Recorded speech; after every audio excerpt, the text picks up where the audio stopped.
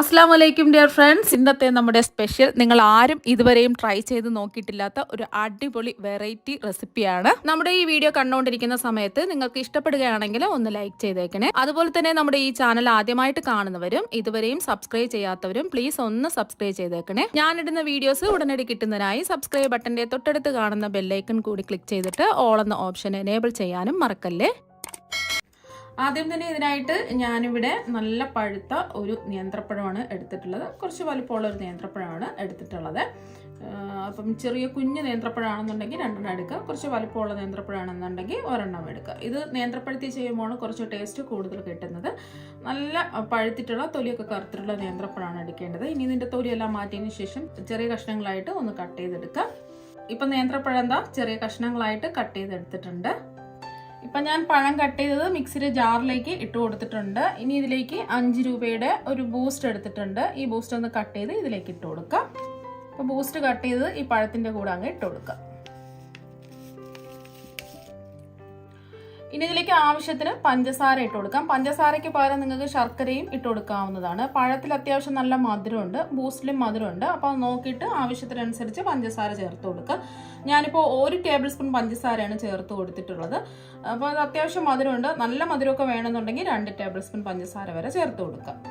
ഇനി ഈ മധുരമെല്ലാം ഒന്ന് ബാലൻസ് ചെയ്യാൻ വേണ്ടിയിട്ട് 2 നുള്ള് ഉപ്പും കൂടി ഇട്ട് കൊടുക്കാം. കൂടി പോകരുത്, 2 നുള്ള് ഉപ്പിട്ട് കൊടുത്താൽ മതിയാകും. ഇനി ഇതിലേക്ക് വെള്ളമൊന്നും ഒഴിക്കേണ്ട ആവശ്യമില്ല. നല്ല പേസ്റ്റ് പരുവത്തിന് ഇതൊന്ന് അടിച്ചെടുക്കാം. പഴവും ബൂസ്റ്റും നല്ലതുപോലെ കട്ടകളൊന്നുമില്ലാതെ ഇത് അടിച്ചെടുത്തിട്ടുണ്ട്. ഈ ഒരു പരുവത്തിന് അടിച്ചെടുക്കുക. ഒട്ടും തന്നെ കട്ടകളൊന്നും ഉണ്ടാവാൻ പാടില്ല. ഇനി ഇത് ഒരു ബൗളിലേക്ക് ഒഴിച്ചു കൊടുക്കാം.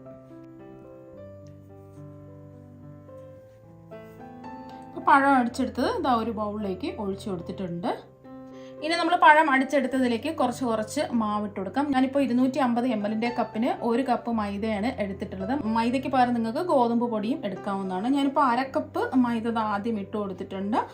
ഒന്ന് മിക്സ് ചെയ്ത് യോജിപ്പിച്ചെടുക്കാം. ഇതിൽ നമ്മൾ ഒട്ടും തന്നെ വെള്ളമോ പാലോ ഒന്നും തന്നെ ചേർക്കുന്നില്ല. ഈ പഴത്തിൻ്റെ ആ ഒരു ഇതിൽ തന്നെയാണ് മാവ് കുഴച്ചെടുക്കുന്നത്.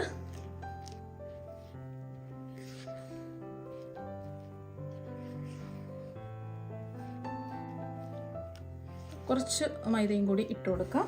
അപ്പോൾ മൈദയിൽ ചെയ്തെടുക്കുമ്പോഴാണ് കുറച്ച് നല്ല സോഫ്റ്റ് ആയിട്ട് കിട്ടുന്നത്. അതുകൊണ്ടാണ് മൈദ എടുത്തിട്ടുള്ളത്. അപ്പോൾ നിങ്ങൾക്ക് ഏതാണോ ഇഷ്ടം, അത് ഗോതമ്പ് പൊടിയാണെന്നുണ്ടെങ്കിൽ ഗോതമ്പ് പൊടി എടുക്കുക, അല്ലെങ്കിൽ മൈദ എടുക്കുക. ഇനി കൈവച്ച് ഒന്ന് കുഴച്ചെടുക്കുക. ഇപ്പം ഇതാ ഒന്ന് കുഴച്ചെടുത്തിട്ടുണ്ട്. ഇപ്പം ഇത് കുറച്ച് ലൂസായിട്ടാണ് ഈ മാവിരിക്കുന്നത്. ബാക്കി മൈദയും കൂടി ഇട്ട് കൊടുക്കാം. ബാക്കി 1/2 കപ്പ് മൈദ ഫുള്ളായിട്ട് ഇട്ട് കൊടുക്കുന്നുണ്ട്.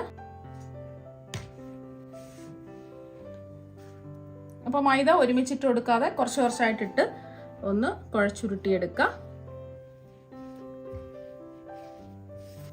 അപ്പോൾ ഈ ഒരു പരുവത്തിന് വേണം കുഴച്ചെടുക്കാനായിട്ട്. ഒരുപാട് കട്ടിയാവാൻ പാടില്ല. ചെറിയ ഒരു ലൂസായിട്ട് ഇതുപോലെ ഒന്ന് കുഴച്ചെടുക്കുക. അപ്പോൾ ഇത് ഒട്ടിപ്പിടിക്കാതിരിക്കാൻ വേണ്ടിയിട്ട് കുറച്ച് നെയ്യ് ഒഴിച്ചു കൊടുക്കാം. വേണമെന്ന് നിർബന്ധമൊന്നുമില്ല. നെയ്ക്ക് പകരം എണ്ണ വേണമെങ്കിലും ഒഴിച്ചു കൊടുക്കാവുന്നതാണ്. ഞാനിപ്പോൾ ഇതിലേക്ക് ഒരു 1/2 ടീസ്പൂൺ നെയ്യ് ഒഴിച്ചു കൊടുക്കുകയാണ്, ഒട്ടിപ്പിടിക്കാതിരിക്കാൻ വേണ്ടിയിട്ട്. നെയ്യാകുമ്പോൾ കുറച്ചും കൂടെ ടേസ്റ്റ് ഒക്കെ ഉണ്ടാവും.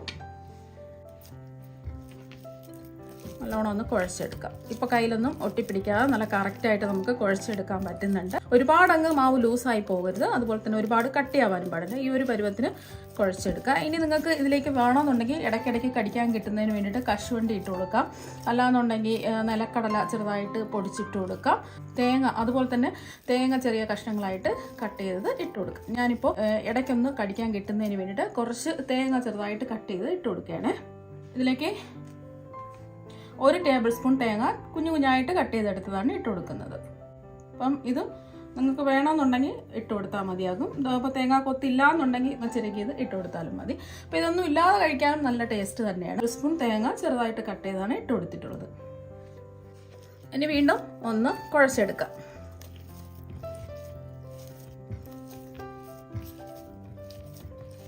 അപ്പോൾ തേങ്ങാക്കൊത്ത് ഇട്ടതിന് ശേഷം ഒന്നും കൂടി ഇതാ കുഴച്ച് എടുത്തിട്ടുണ്ട്. കണ്ടില്ലേ, ഈ ഒരു പരുവത്തിലാണ് മാവ് കുഴച്ചെടുക്കേണ്ടത്. ഇനി റസ്റ്റ് ചെയ്യേണ്ട ആവശ്യമൊന്നുമില്ല. അതുപോലെ തന്നെ നമുക്ക് ഫ്ലേവറിന് വേണ്ടി ഏലക്കപ്പൊടിയൊന്നും ചേർത്ത് കൊടുക്കേണ്ട ആവശ്യമില്ല. കാരണം എന്ന് വെച്ചാൽ നമ്മളിതിൽ ബൂസ്റ്റ് ചേർത്തിട്ടുണ്ട്. അപ്പോൾ ആ ബൂസ്റ്റിൻ്റെ ഫ്ലേവറും ടേസ്റ്റും ഒക്കെ ആയിരിക്കും മുന്നിട്ട് നിൽക്കുന്നത്. ഇനി ഇത് ചെറിയ ഉരുളകളാക്കി എടുക്കാം. എത്രത്തോളം വലിപ്പം വേണോ അതിനനുസരിച്ച് ഉരുളകളാക്കി എടുക്കുക. ഞാനിപ്പോൾ ഈ മാവ് ഒരു നെല്ലിക്ക വലിപ്പത്തിലാണ് ഇത് ഉരുട്ടിയെടുത്തിട്ടുള്ളത്. ബാക്കിയുള്ളതെല്ലാം ഇതുപോലെ തന്നെ നമുക്ക് ഉരുട്ടിയെടുക്കാം. അപ്പോൾ അതെല്ലാം ഇതാ ഒന്ന് ഉരുട്ടിയെടുത്തിട്ടുണ്ട്. ഇനി ചൂടായി കിടക്കുന്ന എണ്ണയിലേക്ക് ഓരോന്നായിട്ട് ഇട്ട് കൊടുക്കുക.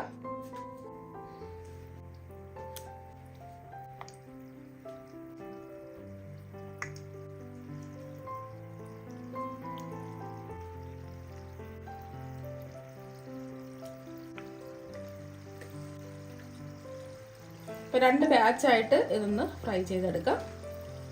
നമ്മൾ എണ്ണയിലേക്ക് ഇടുന്ന സമയത്ത് ഇത് കുറച്ചും കൂടെ ഒന്ന് വേർത്ത് വരും. അതുകൊണ്ട് ഒരുപാട് അങ്ങ് ഇട്ട് കൊടുക്കണ്ട. ലോ ടു മീഡിയം ഫ്ലെയിം വെച്ച് കൊടുക്കുക. ഇപ്പോൾ കണ്ടില്ലേ, നമ്മൾ ഇട്ട് കൊടുത്തേക്കാളും കുറച്ചും കൂടെ അത് വീർത്ത് വന്നിട്ടുണ്ട്. നമ്മളിതിൽ ബേക്കിംഗ് പൗഡറോ ബേക്കിംഗ് സോഡയോ ഒന്നും തന്നെ ചേർത്തിട്ടില്ല. വെറും പഴത്തിലാണ് നമ്മൾ ഈ മാവ് റെഡിയാക്കി എടുത്തിട്ടുള്ളത്. ഒരു സൈഡ് ചെറിയൊരു ഗോൾഡൻ ബ്രൗൺ നിറാകുമ്പോൾ നമുക്കിതൊന്ന് തിരിച്ചിട്ട് കൊടുക്കാം. ഇപ്പോൾ ഒരു വശം ചെറിയൊരു ഗോൾഡൻ ബ്രൗൺ നിറായിട്ടുണ്ട്. ഇനി തിരിച്ചിട്ട് കൊടുക്കാം.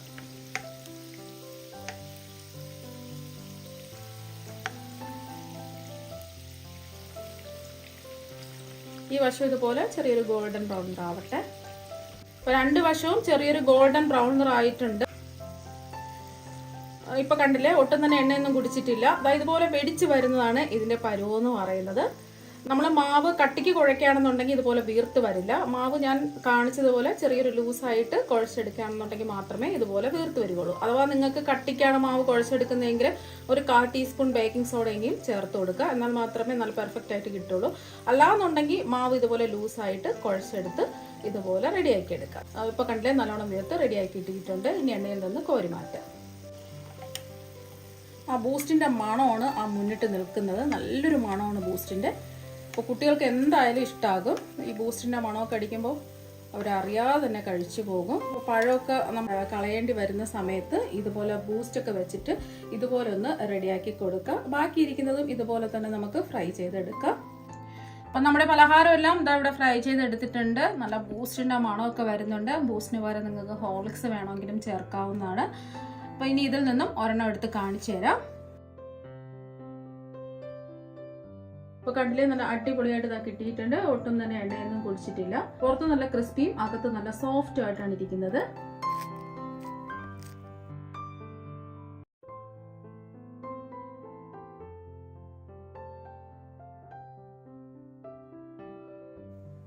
ഇനി ഇതൊന്ന് മുറിച്ചും കൂടി കാണിച്ചു തരാം. അപ്പോൾ കണ്ടില്ലേ, പുറത്ത് ക്രിസ്പിയാണ്, ഉള്ളിൽ നല്ല സോഫ്റ്റാണ്. അപ്പോൾ നിങ്ങളെല്ലാവരും ഇതുപോലെ ഒരു പ്രാവശ്യം ഒന്ന് ട്രൈ ചെയ്ത് നോക്കുക. ഉള്ളൊക്കെ നല്ലോണം വെന്ത് അടിപൊളിയായിട്ട് ഇതാ കിട്ടിയിട്ടുണ്ട്. നിങ്ങളെല്ലാവരും നേന്ത്രപ്പഴവും ബൂസ്റ്റും വെച്ചിട്ടുള്ള ഈ സ്നാക്സ് ഒരു പ്രാവശ്യം ഒന്ന് ട്രൈ ചെയ്ത് നോക്കുക. തീർച്ചയായും നിങ്ങൾക്ക് എല്ലാവർക്കും ഒരുപാട് ഇഷ്ടമാകും. അപ്പോൾ നമുക്ക് മറ്റൊരു വെറൈറ്റി വീഡിയോ ആയിട്ട് വീണ്ടും കാണാം. താങ്ക്